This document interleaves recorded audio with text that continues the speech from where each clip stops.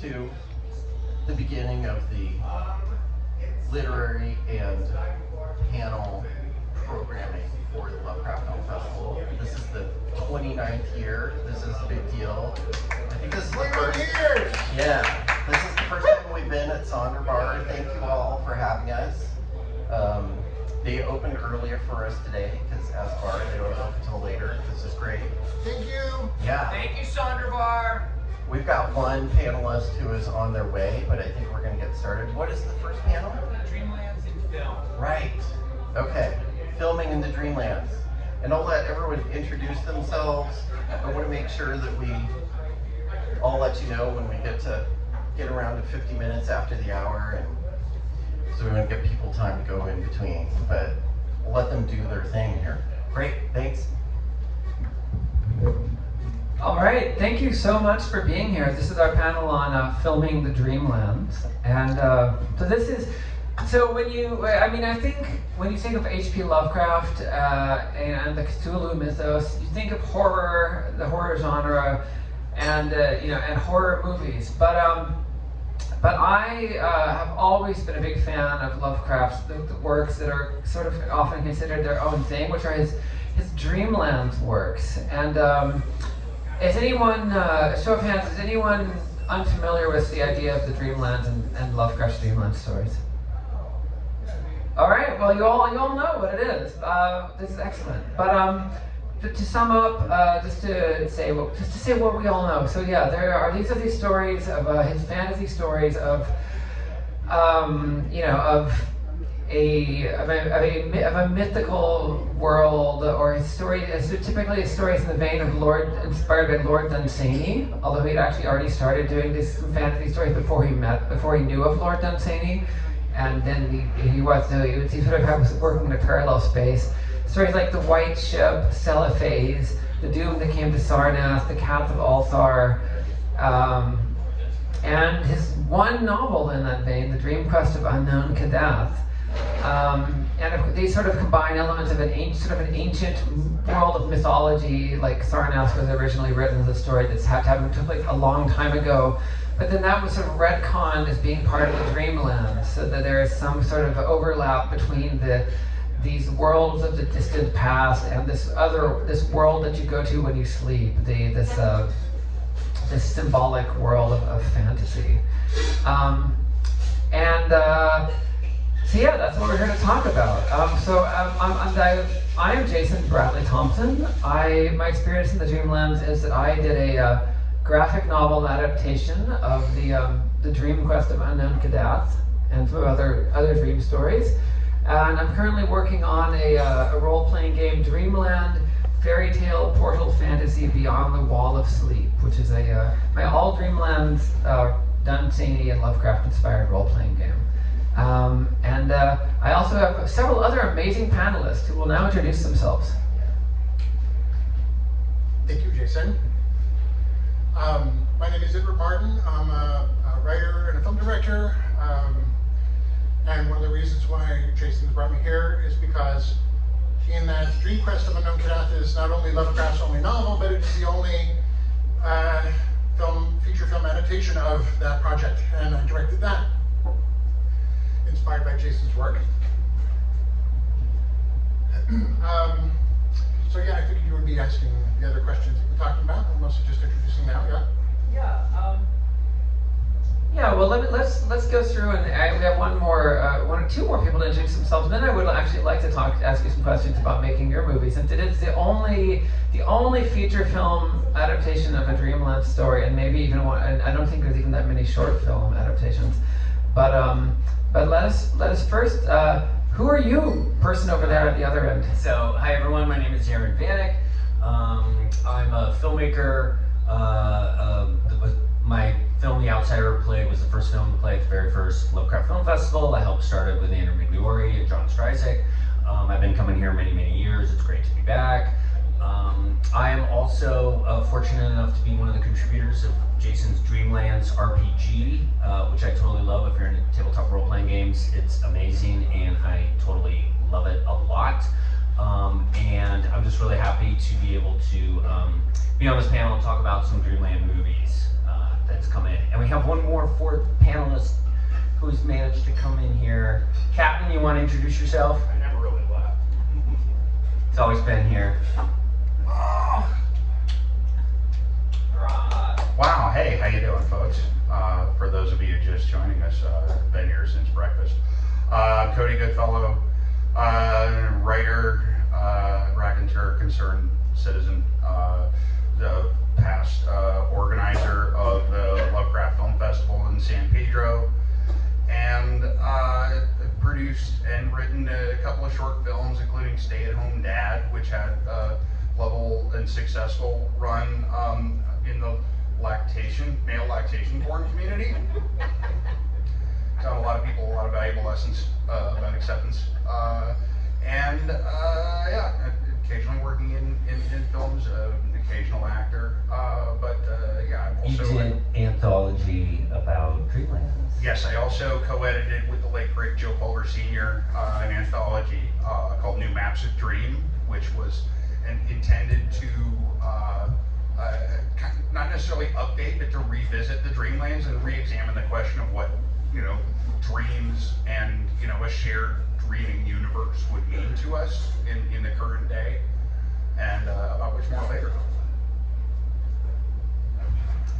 I'd like to talk to Edward. I'd like to talk to you about your film in a second, but first, why don't we? I'd like to ask all of y'all, what does the Dreamlands mean to you? What do you think it is about the Dreamlands that separates it from Lovecraft's fiction? And what are the, beyond like it has the name of the city of all stars, talking cats. What is Dreamlandy? What is it? And why don't we start with you, Aaron, and work your way over. Okay.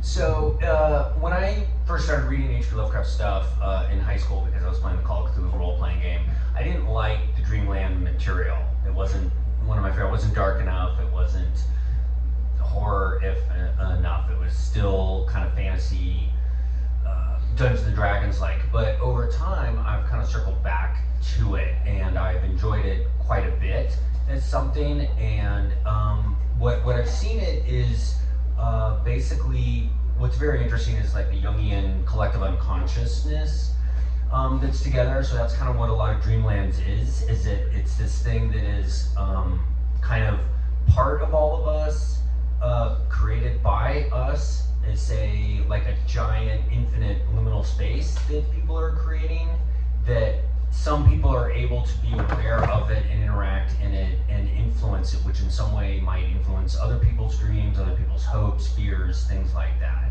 That is a human imaginative space, and a lot of that I got really from Jason and the game and sort of thing. But I think that Dreamlands is a very interesting place that I wish I could go to. I wish that existed, that I could sort of tap into the ultimate kind of forms of what people hope and fear and dream and things like that. If that makes sense. Yeah. So slight variation. When I thought about, because I was fed the question in advance. So what constituted Dreamlands for me was it had to be a separate realm, and by separate I mean it's independent of what we are experiencing here. It could be parallel. There's different terminology and different stories, right? Parallel universe or other dimension or whatever. Separate from ours, had to have its own mythos and its own, every entity in it had its own life. So it's its own inner world, completely independent, yet still looping and connecting here and there with ours. Access to it would be usually by hallucinogenics or some sort of experience or sleep. The entities in it, so this is all just my opinion. When I was working this, the entities in it had to be not necessarily human, and have that be okay. Because right now we have relatively sentient creatures, we just don't give a damn about them. We have cetaceans and corvids and so forth, but in this case, non-human creatures were like, yeah, just like my neighbor Bob, who happens to be a ghoul, or so forth. And if they had the common language in the Dreamlands, a ghoul and weird goat-legged things from the moon could talk to each other and have a conversation.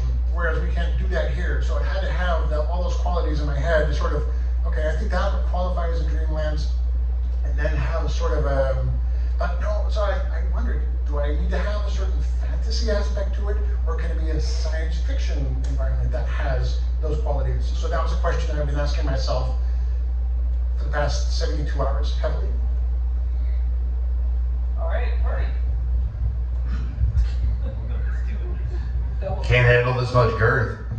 So I think what attracted me most to the Dreamland stories when I came across them when I was just devouring everything I could find by Lovecraft in middle school was exactly what I came later to see and realize would probably constitute a lot of the resistance, even on the part of Lovecraft fans, to the Dreamlands as a thing, because we all hate that payoff or that cop-out in the story when somebody wakes up at the end and, oh, it was all a dream. Or was it? Because of course reading a story is a dream. Watching a film is a dream. You're going into a form of sleep where all of the stimuli that you're taking in is transmitted to you. And so you're receiving it in kind of a liminal state. And so it has a different sort of vocabulary from writing. But what I really loved about Lovecraft's fantasies is that it did have that remove where there's an ordinary person and he has this fantasy life, and his fantasy life, you know, you look at something like Quest of Unknown, you know, where it becomes the only meaningful part of his life and he sacrifices everything else. Or a cellophane, you know, with King Karames is this guy who just faded away as a wino to become a king in the imaginary realm. And it's Lovecraft was influenced by things like Lord Dunsany and E.R. Edison's The Wormara Burroughs, which are very gentlemanly books. You know, they're fun. They're created essentially by aristocrats. It's just a fancy. What if the moon were made of cheese and there were witches and demons fighting on it? You know. But in Lovecraft's stuff, you see the desperation, the hunger for another reality, a life that gives meaning that isn't found in the waking world. And so Lovecraft imbued it with a kind of poignance, but also I felt like gave it, this was the thing that was so neat and unique about Lovecraft's fantasies, is that it's not a subordinate realm. He repeatedly insists, and I don't think it's just a poetic conceit, that the Dreamlands create our reality. It supersedes ours. And that was a thing that I really wanted to ask you about, is how that factors into your thing, is how the Dreamlands could be more real than real. And I was just starting to think about it now as how, because I think part of why a lot of gamers, and I was trying to write for Chaosium in the 90s, and Lynn Willis was steadfastly resistant to new Dreamland stuff. Just, nobody wants to play that. You're already playing a game. Why are you going to play a game where you're playing a game? It's like if you're a dreamer, then you're kind of going into this amusement park, because nothing really bad can happen to you, right? The worst thing that's going to happen is you're going to wake up. And so it is kind of like Westworld, but in another sense. I mean, how do the dream people that exist purely as dreams, you know, deal with dreamers? Because are they people that can warp and destroy your reality, or are they just these delusional creatures that are just, there's shit out there that actually has dreams, and these dreams come in and invade our dreams, and they think they're the boss of us because they have a body when they wake up. And that kind of, when you give yourself over to that, it kind of opens up doors that not only reveal what fantasy means to us or could mean to us, it opens up doors into, you know, what fantasy could be if it's beyond just what satisfies our moral itches. Yeah, I think that's one of the things that is very, that separates Lovecraft's Dreamlands from a lot of movies about dreams, is that it's very distinctly a shared reality and very distinctly a persistent reality. That, you know, it's not just, we'll talk about this more in a little bit, because there's so many famous movies that are this style, but there's a lot of movies where, you know, people dive into dreams, and it's very psychological. It's like, oh, inside your head, it's just all weird and messed up, and, you know, but the only thing you really are affecting is what, you know, is how that person is thinking, you know, or whether their head explodes or whatever, you know. But yeah, the Dreamlands is distinctly it's in Lovecraft. I mean, in Lovecraft and in Dunsany, it feels like it's clearly another place with its own existence that persists, and then maybe even in a sense is more of a sort of an reality, you know, kind of like that exists underneath our reality. So let's, but there really have not been many movies or visual or representations of the Dreamlands in film. Perhaps, yeah. There have been some that are about Lovecraft dreams, because he did do other stories that were more about like real dreams, like just short pieces like What the Moon Brings, and a few other little pieces like that, where it's like just some transcript of some nightmare that he has. But those aren't really like the Dreamland stories, and the Dreamland stories don't really feel, most of them don't really feel to me like dreams. I suppose the obvious reason there aren't more Dreamlands movies is that we're talking about like giant budgets of enormous cities and like traveling huge distances and crazy visuals and of stuff like that, which, because it's so beyond, it's so non-naturalistic. But there was one person who made a Dreamlands movie, which is you, Edward. Right. Well, I had a quick question for you though. Yeah. So would you consider Memory a Dreamland story? Oh, you mean the Lovecraft's little piece where it's about it takes place after the destruction of humanity, and it's about a demon talking to a spirit in like the jungle or something like that? And super small, very, very, almost tiny, like a conversation in the woods. I mean, yeah, that's a really good example. I would say it's really in the zone. I mean, yeah, what do you think, Cody? Well, I mean, I find myself thinking that, like, I mean, any story, if it conveys, you know, a full experience, should be like a dream. In your memory, if it's going to be like a dream, you're going to think you remember the whole thing, but maybe you remember a few moments, maybe a couple of lessons from it. I felt like Lovecraft shorter stories, the ones where he's literally describing a dream, just it felt like a sketch or something that, you know, might not have left his commonplace book if we didn't leave us so hungry for more stuff. But I feel like at his best, some of his Dreamland stories were trying to approximate what Dunsany did. And Lord Dunsany actually works what Clark Ashton Smith called a kind of verbal black magic. It's almost auto-hypnosis when you read these things out. My daughter has a very, very overactive imagination, so you have to be very careful about what you read to her before she goes to sleep. Like for a week, she was having nightmares about bats, and we were trying to figure it out, like looking at all the books. Did you read anything with bats in it? And no, she walked through the room when I was watching Indiana Jones and the Temple of Doom, and she saw an establishing shot of bats, and she had nightmares about it for weeks. And yet, for some reason, like I read her The Martian Chronicles, and we got up to the chapter where the Martians masquerade as all of the astronauts' family and friends and invite them home and then murder them.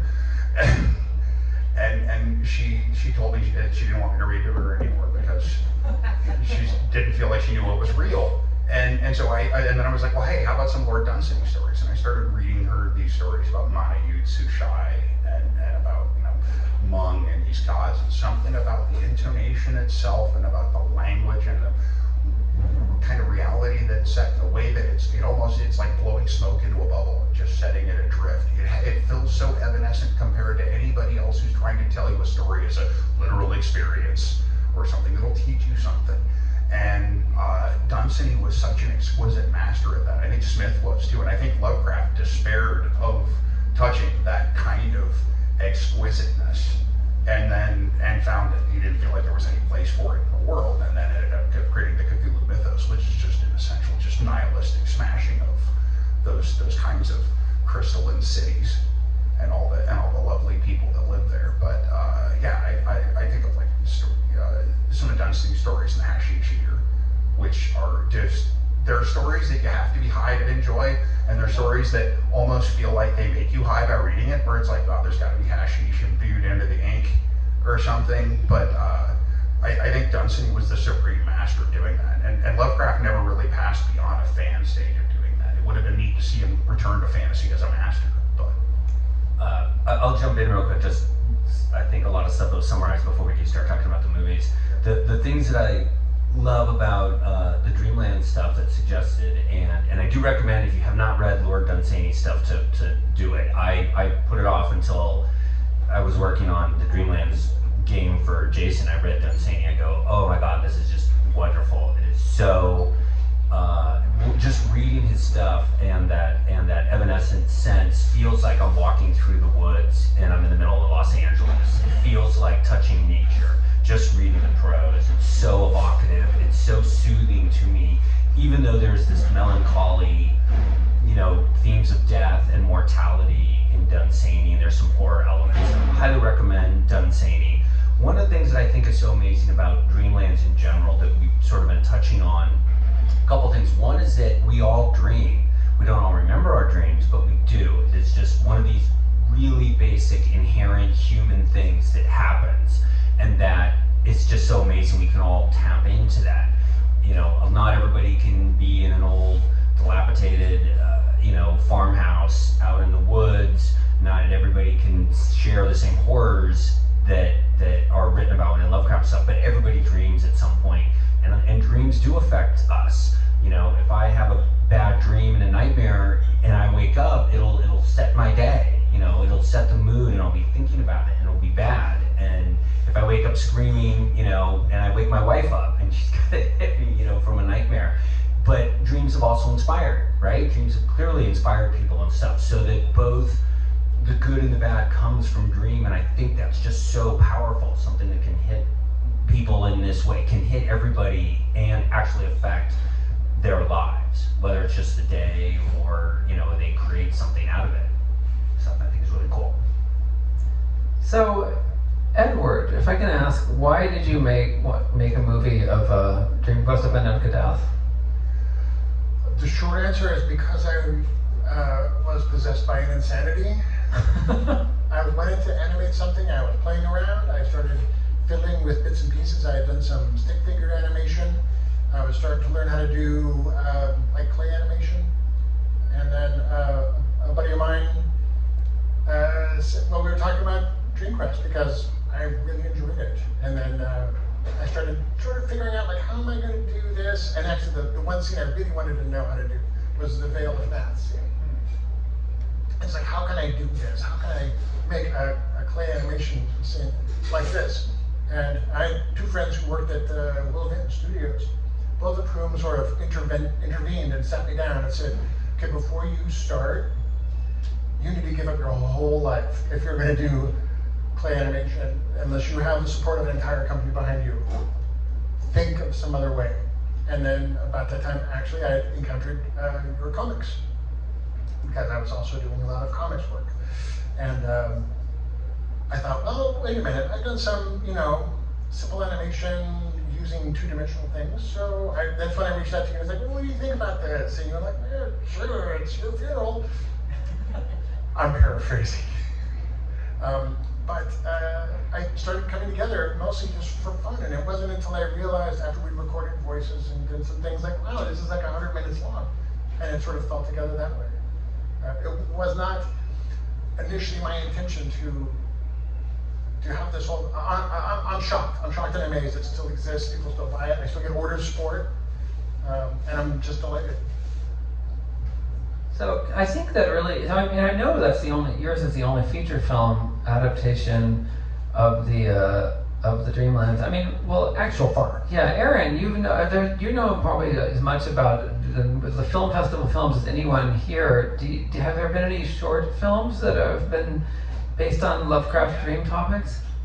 Yeah, there's been a few. I know one of the early ones was an adaptation of Ex Oblivion. Where he was set in the future, he's on a spaceship and dreams into this other reality. I'm sure there's been a couple Cats of Ulthar adaptations. I've seen that a couple times. So there definitely have been some shorts. Brian and Gwen would know more of the recent ones. What's interesting is when they do come out, they're animated often, not always, but often it's animated. And I've seen actually a couple theatrical stage plays of one, and one was an amazing one of Cats of Ulthar, and they did it with shadow puppets, right? Like little figures of shadow puppets. So what's kind of interesting to this is that when you're tackling the Dreamlands, that it goes outside kind of a live action set piece, drawing things, because it's so fantastical that you start going into animation or some other form like that. But there definitely has been some. Those are the ones that come to mind first. Edward, did you get any confusion from people or reactions because of the expectation that Lovecraft work would be horror, or did you find that it appeals to a different set of people altogether? I never had that issue. I think if people are picking up on it, they generally know what they're getting into. And there's never been a surprise, like, this isn't from beyond. Where's the weird leather panties? You know, where's the tentacles? But once the person gets to the point where they're picking up a feature film adaptation of the Dream-Quest of Unknown Kadath, they generally know what it's about. The only confusion I've gotten, which is very, very small, is when people think it's a Bollywood film. What? Like a Bollywood type film because of the word Kadath. Oh, right, of course, right. Because it's one of his pseudo-Asian Dreamlands names. Right. And it is a place, it actually is a place in somewhere, right? Super, super small number of people who, and usually once they look at the trailer, like, right. This isn't even a musical. Where's the songs? Like, there is a song, there's one song in there. I wanted to comment about the Cats of Wolfheart because we have tried a couple different times to make a live action Cats of Wolfheart. And you're herding cats. I'm literally herding cats. There's a reason why herding cats is the example. You need to have all the cats fed, all the cats stoned on catnip, and then you have a chance, and you have to have a lot of dummy cats. That was the solution. That we are working on an adaptation, a live action of Cats of Wolfheart, but the cats are the biggest problem. You would think the medieval scene would be the biggest problem. The cats are the biggest problem. It's the wrangler. You have to be a proper cat. Every cat has its own wrangler. Oh, yeah. Because usually they're pets, and so we get them, we bring them in, and they're only if they're good. But you get them stoned. You get them stoned, and you just lay them around. And the one thing we haven't quite nailed down is like getting enough fake cats, because you got to overwhelm the mind with so many cats. I'm sure you could find plenty of college freshmen willing to eat catnip for you. Yeah. So unlike Alejandro Jodorowsky, who would get his whole cast stoned when he made The Holy Mountain, you're stoning the cats. To achieve the effect that we want, particularly for that last big climactic scene in the hut, yes, to get that many cats, there's a few cats that we've done like tests on this. Like, can we do this scene? Because if you can't do that scene, there's no reason to make the rest of the movie. So we try this out, we try it out, but the solution so far has been, we need more fake cats. We need something like 80% fake cats. They gotta be real, not like stuffed toy cats from the thrift store. So they gotta be real, they're sleeping, they're laying down, if they're looking the other way, whatever. And then you sprinkle your live cats all around, and then you have them moving around. But they can't be moving around, they can't be running around, so you gotta get them baked on catnip. Well, maybe let's, so there's not that many existing Dreamlands films that are literally Dreamlands, but maybe we can go on, we did come up and brainstormed, and we came up with a list of films which I consider, we think are Dreamlands-ish, or Dreamlandsian maybe. And that is the list that we've gotten, which is on a piece of paper. If you haven't picked one up, please grab it. But I think it's time maybe that we should talk a little bit about those films that we all kind of picked out amongst ourselves. And maybe, Cody, would you like to start by talking about some of the dream science fiction films?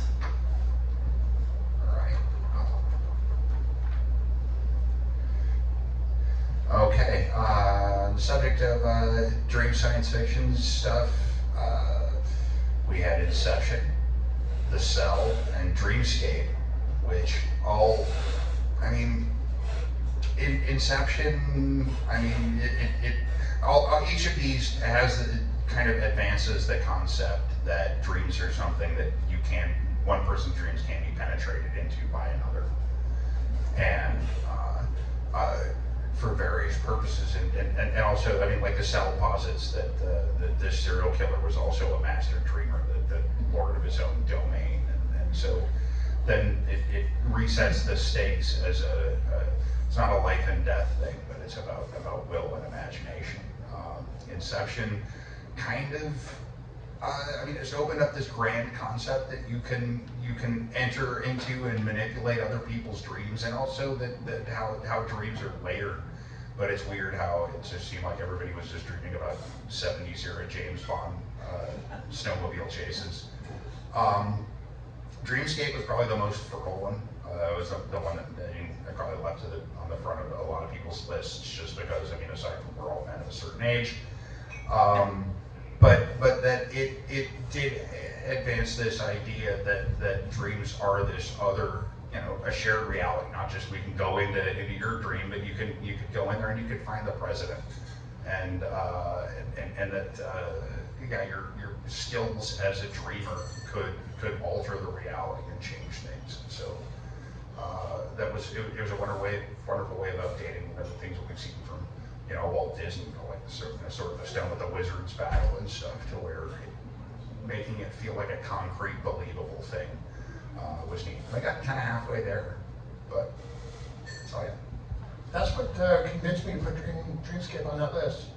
Otherwise, it might have just been science fiction-y, but the instant that they were sharing dreams and they could include creatures that were non-human and so forth, I was like, oh, now we're in a shared place. This is a funny thing that maybe I should have put this up on there though, but I love science fiction films where there are horror films where there's a premise, and it's great, like werewolves are a thing, so we've seen that before. But in order to get you there, they also posit, and there's this other thing that exists, and it's like, wait, that thing there that exists, that's kind of like in Videodrome. It's like, well, we've got this cable channel that you watch it and it will give you brain cancer and drive you insane from watching porn. But to record this, we've got a device that can record your dreams. It's like, no, wait, back up the fucking truck. You can record our fucking dreams straight up. Why are you making torture porn if you can just record people's dreams? Was that an element in Videodrome? I forgot there was dream recording. Yeah. No, when Barry Convex brings him to Spectacular Optical, he's like, yeah, we want to record one of your dreams because nobody else has returned back to normalcy. And so they put that thing on him, the device, and it's supposed to be recording his hallucinations, and then he starts hallucinating, and it's when James Woods says, hey, you don't have to sign any papers. I don't want this to end up as a movie of the week. But apparently that's a thing in Videodrome, so maybe we should have had that on the list. That's the thing at the Until the End of the World. Yeah. Same thing. Until the End of the World is a terrific, fun story, and then all of a sudden they drop in this piece of technology that's like, are you kidding? Why are we out on that? That's the coolest thing ever. Yeah, like listeners, you could probably come up with like many films from the 80s where hallucinations can be recorded. Yeah, it's like on Betamax. Yeah. Okay, yeah, so then there was another whole, it's almost like there's two parallel tracks here I found when we were talking about this, because there's one is the films that are about literal dreams, and the other one is the films that are dreamy. I mean, I think when Lovecraft or even Dunsany were using the term Dreamland, they're almost using it like Wonderland or Fairyland, it's not like, they're not like using it in a sense of psychological dreams, but more like the land of make-believe, Well, he did distinguish it from dreams that are a response to your shit that's going on in your head. And if there's a gate of deeper slumber, there's judges that you have to pass. You have to pass through the gates of ivory and horn. And so only very accomplished dreamers are be able to enter into that realm. It's insulated by a number of protective barriers, kind of like Eden. It's something we fell short of, but we haven't evolved yet into, which is kind of what I came to believe must be the reason why the Dreamlands are superior to ours, because we're still dross-oriented intelligence. We're still, music that this broken meat radio station is playing, and only when you can successfully continue to play the music once the meat dies are you, and that's why the most accomplished dreamers like King Karains and Celiphae is able to supersede. When the cord gets cut, when his body finally breathes its last in an alleyway somewhere, he fully comes into his own. He's evolved as a human being. He's almost like Bowman in 2001. Yeah, so but one thing I couldn't find, and I racked my brain, is I cannot find a movie where there's movies where there's dream world and there's fantasy movies, but I cannot find a movie which is like what Lovecraft appears to describe, where you go into your dreams and suddenly everyone's got swords and there's wizards and dragons and it's a dream fantasy world. Well, I found myself kind of wondering if I should include, What Dreams May Come. Oh yeah, that's true. It involves death, but it also involves this shared reality, and it seems to be because it sidesteps the whole notion of, well, there's this guy upstairs and he hates you if you kill yourself. That there is this shared universe, but because there is this forbiddance against if you take your own life. There is some bare minimum of like an abbreviated table of 10 commandments that she gets sent to the bad Dreamlands. But this is, I mean, one of those things that when I grew up and just went, wow, religion's just a lot of crazy shit. Adults need to tell themselves to sleep at night. I found myself thinking, but what if it's real because they believe it? What if you're going to go there because it's not because no, there'd be no sane universe where some being would create something and just go, yeah, that 45-year-old guy who fell asleep in 7th grade and never woke up, yeah, he's right about the way the universe works. And so no, but what if people believing something makes it that way? And so what if, you go into the Dreamlands, and the Dreamlands are this shared reality, and it depends on what our collective imagination is. Yeah, God, I hope there's non-human entities out there, otherwise we're fucked. Well, it's interesting that you mentioned what dreams may come. The movie was very anthropocentric. Yeah. Matheson's novel was not. And it was a lot more detailed on like, no, this is this entirely parallel reality, or this reality where it's fairly, not bureaucratic in a Beetlejuice way, but fantastically bureaucratic. And like, yeah, we're going to have a great time. For a while, you're alive. And then you're here again. So the novel had a very different take on it. I didn't put it in the list because it's not that good, but I actually kind of enjoyed this. Well, that describes dreams may come too. But I was actually thinking of the Slumberland movie from Netflix. It came out 2 years ago, and I think that actually has some really kind of good ideas story-wise, because it is about a shared reality of dreams, and also it introduces the aspect, which I think is really fertile. It doesn't explore enough, that people you're different people in your dreams. So in that movie, there's a character. Most of the characters don't remember who they are when they're awake, and that's the major plot point. But what I don't like about that movie is that they completely intentionally did not use any of the Winsor McKay design work from the original Little Nemo comic strip. Yeah, that was the thing about it. Is what was so beautiful is that it was the visual vocabulary of dreams. Yeah, they de-fantasized it. So I just think that And not an angle. that's true. Yeah. It was a quest. Well, but the original Little Nemo is also a quest. It is the quest to find the princess, the 80s video game quest, right?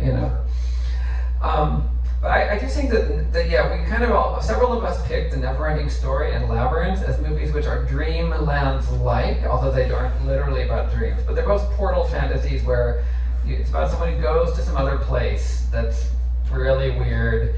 And Neverending Story is very much like Lovecraft's Dreamlands, particularly in the original book.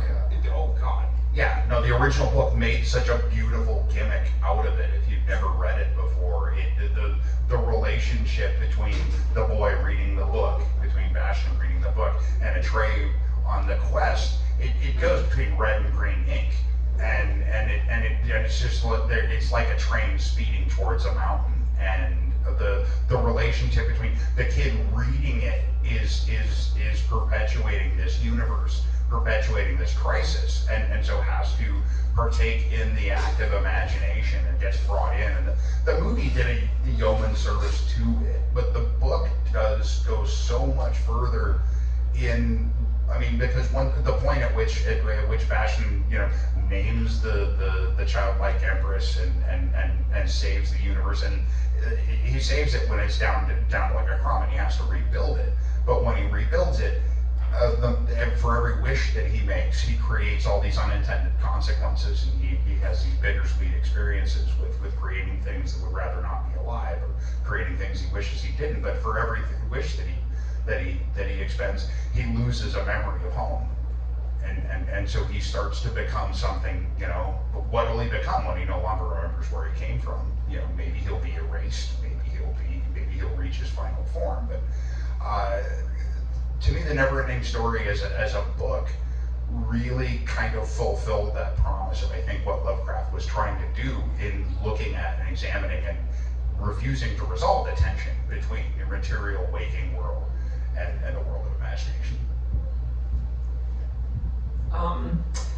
Aaron, you suggested two movies which I didn't normally think of as Dreamland movies: The Lathe of Heaven, based on the Ursula K. Le Guin novel, and The Last Wave. So basically, Jason asked four of us like come up with a list of movies and stuff like that. And it was really good that it's in this list. So pick up this list, and I was thinking of, you get it afterwards, basically how to approach Dreamland of like, we categorize it in certain ways. And the way I thought of it wasn't necessarily by genre, but do you go into Dream? Is it a shared place? Are you in your own dream? Can you steal stuff? So that's like the Inception, Cell, which were on our list. But two of them that kind of just stood out as I was thinking about it one was the Lathe of Heaven, which is based on Le Guin's book. There was a TV movie in whatever I put here.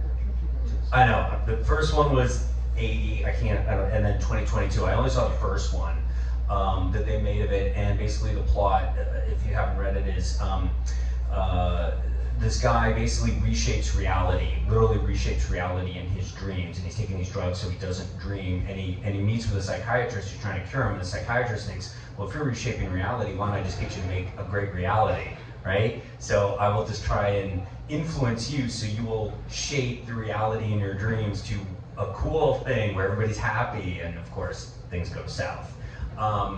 So it's a very interesting sort of idea of dreams making reality, which again I think is very true and prevalent. Maybe not necessarily reshaping of the material world, but it's definitely reshaping your inspiration, you know, your mood of the day. Dreams have a real effect on people. So Lathe of Heaven is really good. I have not seen the remake one, the newest one, but I saw the original a while ago. And then the next one I saw is called The Last Wave, which I actually saw here at the Lovecraft Film Festival. It's a Peter Weir movie from 1977 that taps into the thing that comes in as the Australian Aboriginal people's concept of dreamtime, where dreamtime is very real.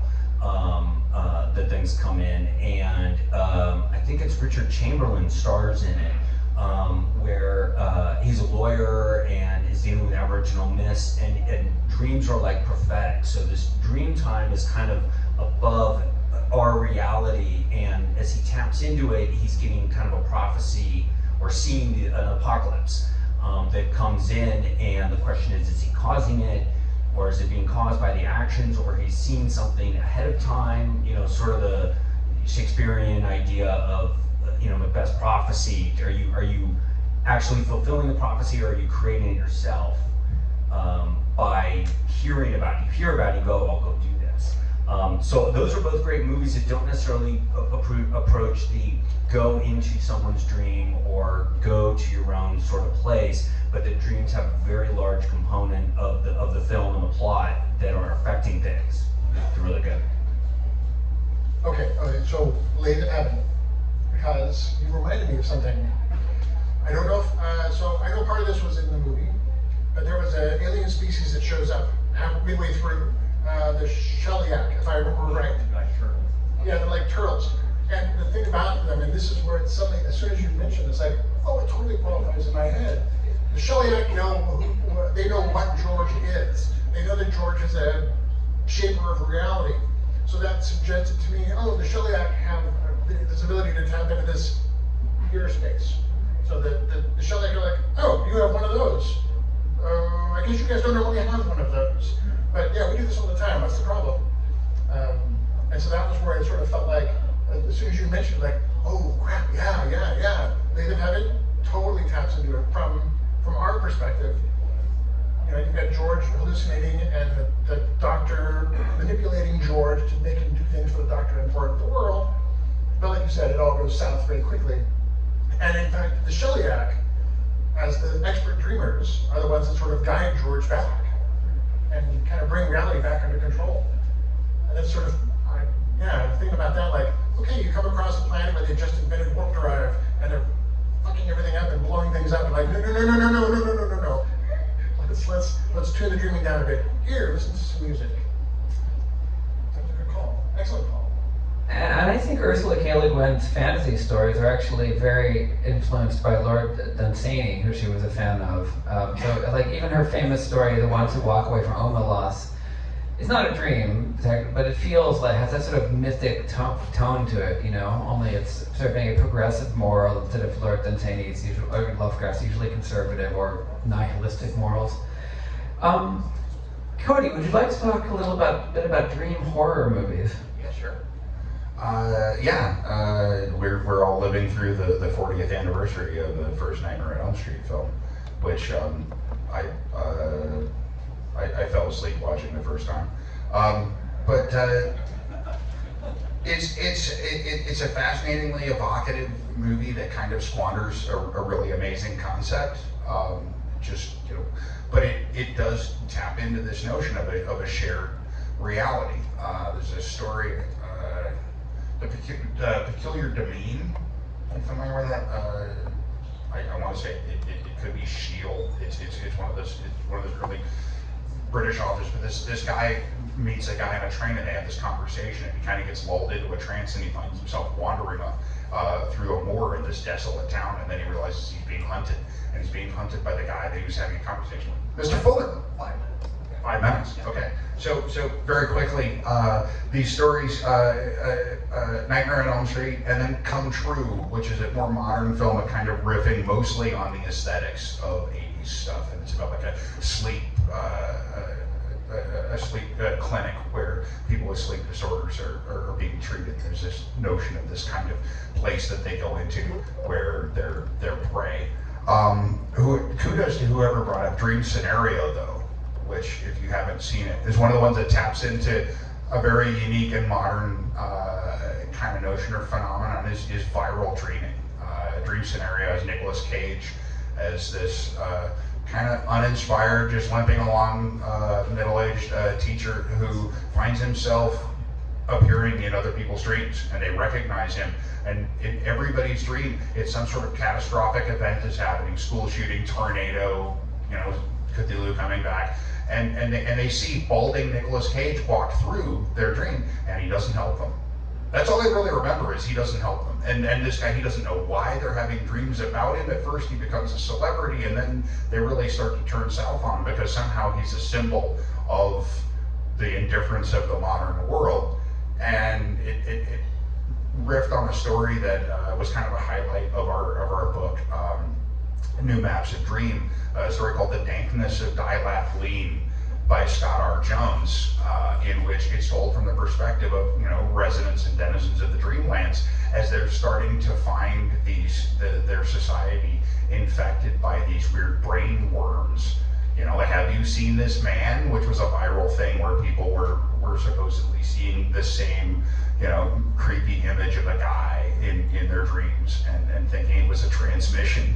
But one of the things that we kind of discovered by default, because we got so many stories from people who couldn't seem to relate to the Dreamlands, and so we ended up putting them in as kind of transposition to how maybe somehow we've lost touch with some sort of our superconscious or our super egos, and are so mired in our id that we can't find our way back to a collective unconscious. Maybe that's why we feel so isolated. Maybe it's TV, maybe it's the internet, maybe we're just, as a society, we've gone so schizo that the Dreamlands doors are locked to us.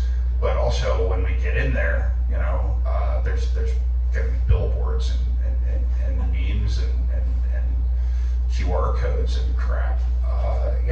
Maybe we should be locked out of it.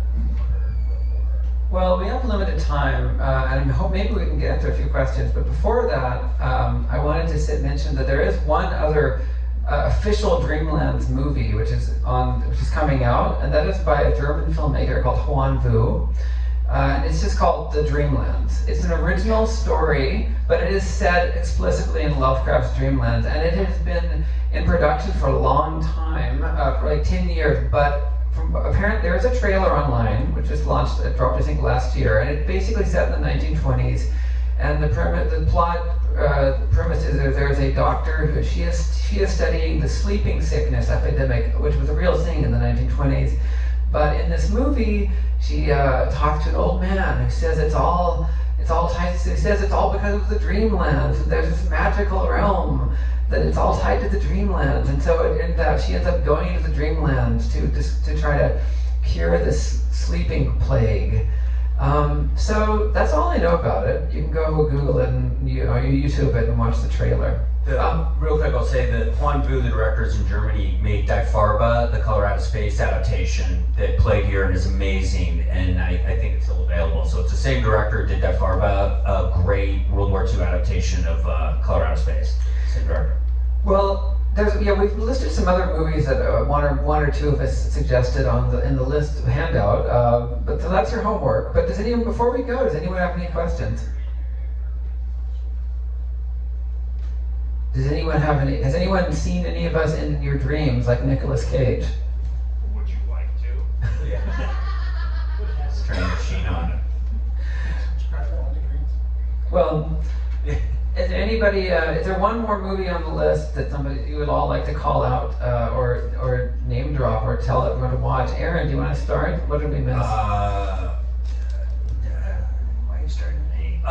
You'll see all these that are kind of the ones that are in. There's obviously ones that can go in, and I think rather than pick one, I want to say that all our stuff is vague. I don't see a hard line between what's a Dreamlanding movie and what's not. I see a nebulous, amorphous fog between things are kind of like it and kind of not, or have elements in it or not, because they are like dreams.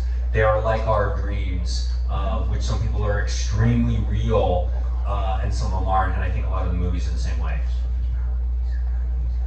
I avoided the answer to the question. You did, but I would have answered almost the same. So when we're all done here, grab a handout and check out all these movies. One movie that I would encourage you to not just watch the movie but read the books is John Dies at the End. Yeah. Which I very much enjoyed, and the whole backstory of why that movie came to be and how that movie came to be is hilarious, as well as just watching the movie, reading the books, and so forth. All right, yeah, I was just going to say, just as a shout out, I'm sure probably you've all caught your daily diet of Twilight Zone growing up as children, right? But if you haven't, the episode Shadow Play, there are numerous episodes that deal with the concept of dreams, the fear of dying in your dreams, and your dreams creating another reality.